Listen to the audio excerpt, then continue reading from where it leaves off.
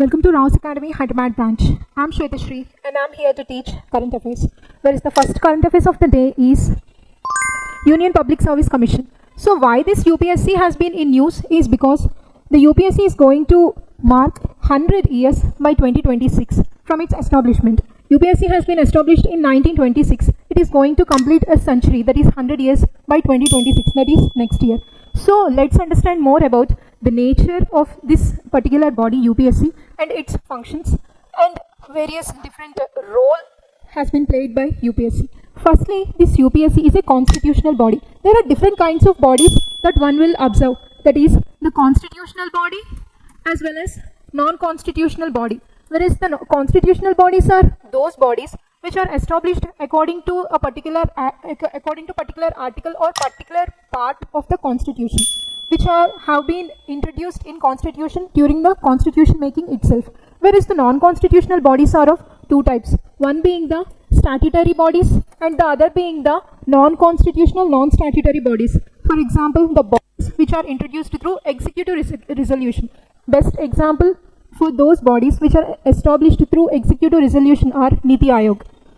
So among these kinds of different types of bodies, this UPSC is of constitutional body, whereas in constitution it has been established under part 14.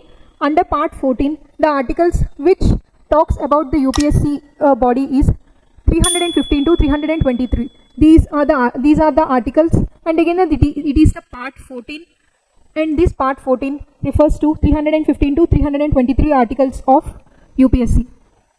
And the main functions as well as the role of this particular body UPSC are to conducting and the recruiting different candidates for all India service examinations as well as central level examinations. So it acts as an apex authority for the recruitment of different people through a merit based examination and also selection of different candidates through interviews in the civil services examination, and also it look after the appointment, deputation as well as the transfer of these civil servants. And this UPSC body also responsible for framing as well as amending the rules for the discipline of the civil services as well as the civil servants, and this body is also responsible for taking disciplinary actions against the civil services and against the civil servants.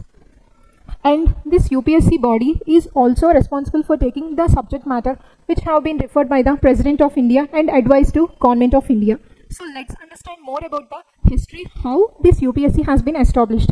This UPSC has been established through the recommendations of a Lee Commission. This Lee Commission which has been established in 1924, and under the recommendations of this Lee Commission of 1924, under the recommendations of Lee Commission 1924, this UPSC has been established under Government of India Act of 1919. Under this act, the UPSC has been first time established in 1926 in the form of a Public Service Commission name.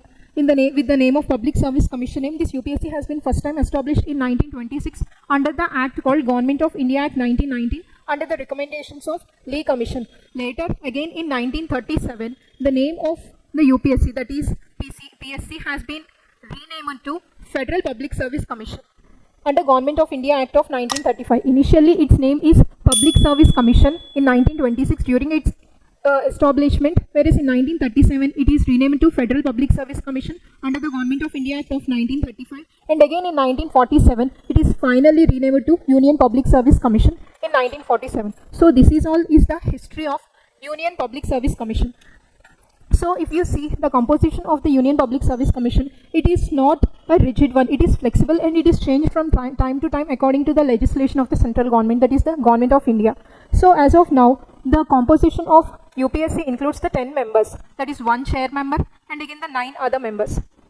So that is the composition, where is the term or the tenure for the UPSC members being, that is they term for about 6 years up to 65 years of age and whichever comes earlier, and whereas they are appointed by the President of India, whereas they can give their resignation to President of India, and these UPSC members can be removed through under different grounds, and these grounds include the insolvency as well as paid for the full employment from the outside the office of UPSC, as well as who are informed by physical and mental ability, and finally it is as per the Supreme Court guidelines of misbehavior, on the grounds of misbehavior. These are the grounds under which the UPSC members can be removed by the President of India.